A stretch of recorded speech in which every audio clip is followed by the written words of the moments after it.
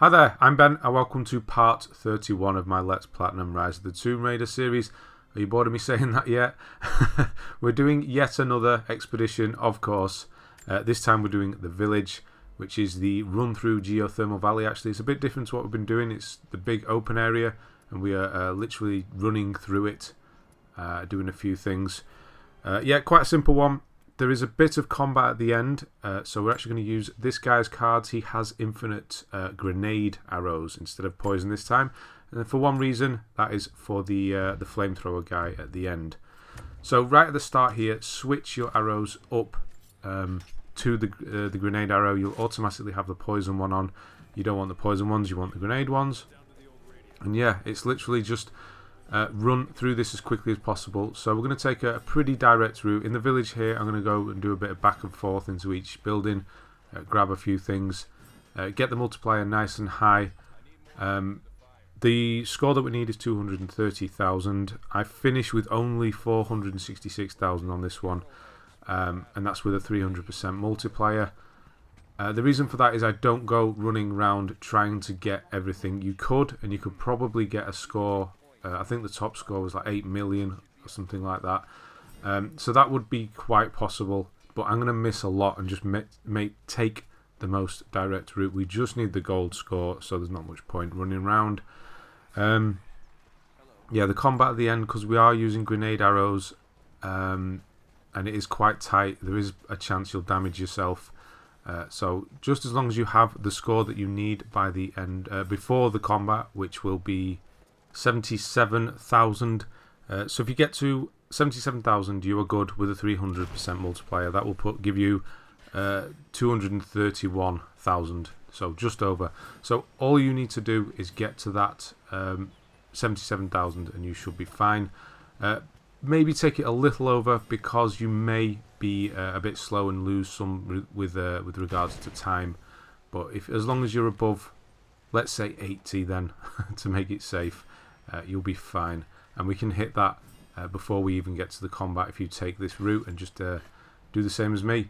Get the lanterns from a distance because you get more score. So you get 1,000 there, you get 1,300, and then this one really far away, you get 3,000.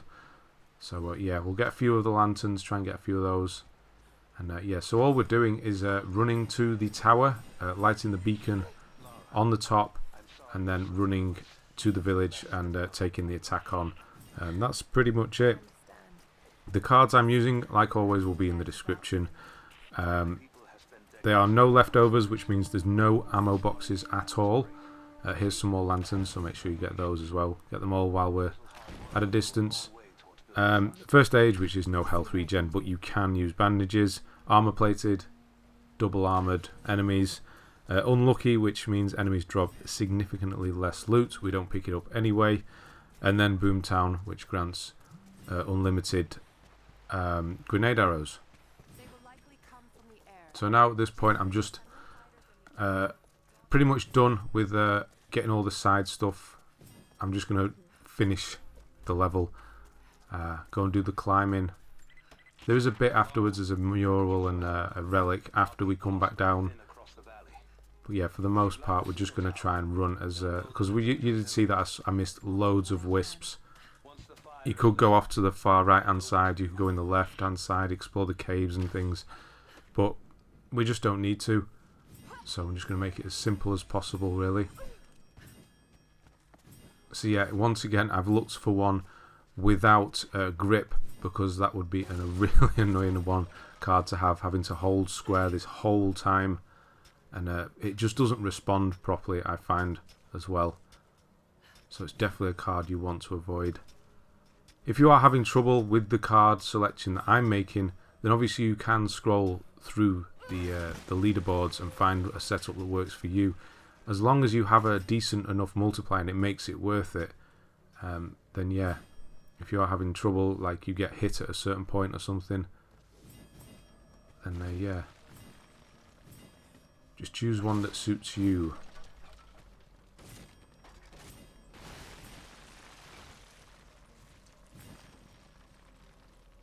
Very simple climbing here. Not much to say about this. There is a lantern over there. We'll get that afterwards when we get to the top. Like I said, there's probably, well, there is a lot that I've missed. There's just no need to stick around and get it. So finally at the top-ish. Or at least up to the... so that's a close one as well. That final wisp as well. So we'll try and get up that final bit as quickly as possible.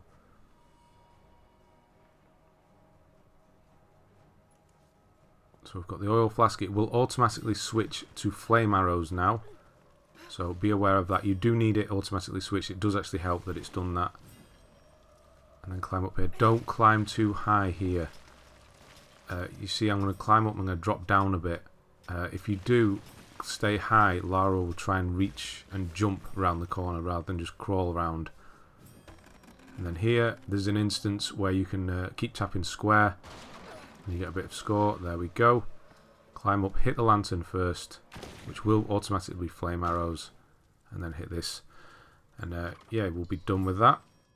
Next up, we're just going to grab these bits around here. Grab the oil as well, that gives you points.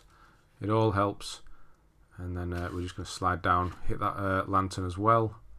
Get a decent score from this distance. So yeah, we're nearly getting there, up to 77,000. Take it a little over as well, just to make sure, in case you get hit or your time runs out. It will more than likely run low, and you'll go into minus time. But you should have no problem getting the score that you need.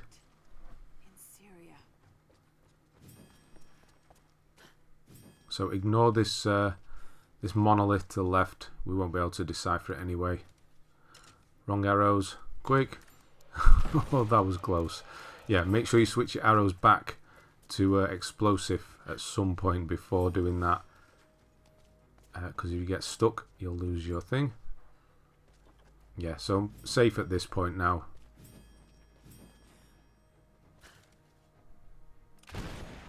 And of course there are enemies coming up, which give you massive points when you kill them. You should be able to kill the first three without taking damage. It's probably going to be the fourth one that would hit you. So you're going to get well over 100,000 by that time anyway. The first two are the automatic ones where you grab the shotgun or get thrown the shotgun. Then there's a runner that runs in, so you can hit him with the shotgun or an arrow. It's up to you. There's a lantern above him, and then there's one that comes in from the right. He's very heavily armoured. It would be better if we were using poison arrows, as it would kill him instantly, but he just bounces around, which you're about to see. So you shoot the first one and the second one, wait for this runner to come in, hit him, hit the lantern, and you'll be well over with score now. So there's a guy who's going to come in from the door. You'll see him run past the window there. So you hit him with these arrows, and I'm just not quick enough killing him. It takes about 3 or 4 arrows to kill them, which is unfortunate, but I lose my streak. But I'm well over, so I'm not particularly bothered at this point. So yeah, they're going to come bursting through that door, like you probably remember.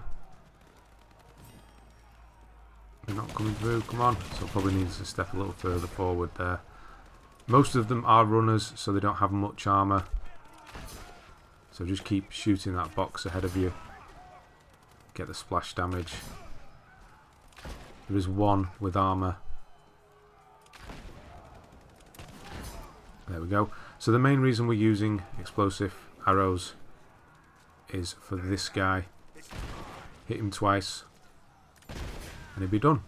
And that's it. That's the end of the village. So we do have a high enough score. Not a very good score, but it is high enough. And that's all we need.